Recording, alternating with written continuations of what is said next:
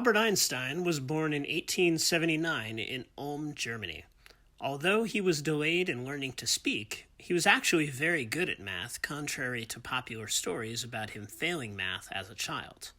He learned all of algebra and geometry over a single summer. His parents also taught him how to play the violin and about the Jewish religion at home.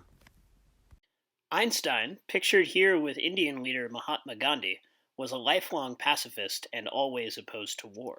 He advised several presidents against the use of the atomic bomb and had this to say about his commitment to pacifism. Is there any way out of this impasse created by man himself? All of us, and particularly those who are responsible for the attitude of the US and the USSR, should realize that we may have vanquished an external enemy, but have been incapable of getting rid of the mentality created by war.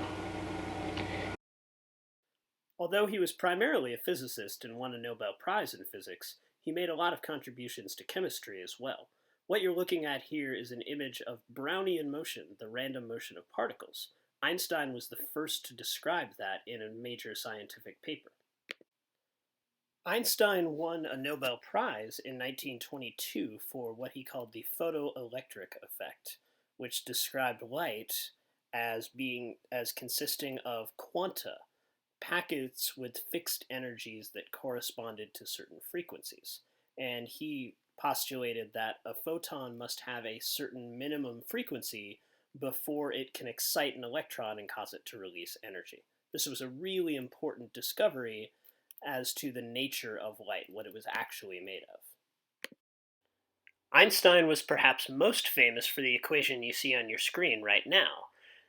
E equals mc squared means that the energy released by a radioactive decay process equals the mass lost multiplied by the speed of light squared. And so the gist of that equation is that a lot of energy is released by a very small loss in mass when nuclear decay processes occur.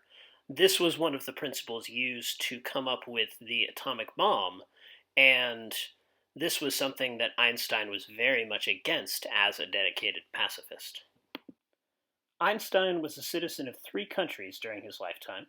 A citizen of the German Empire by birth, he gave up his German citizenship at the age of 16 in 1896 and moved to Italy with his parents. He later went to university in Switzerland and became a Swiss citizen in 1901. When he moved back to Germany to accept a job in 1913, he was eventually asked to accept German citizenship about a decade later.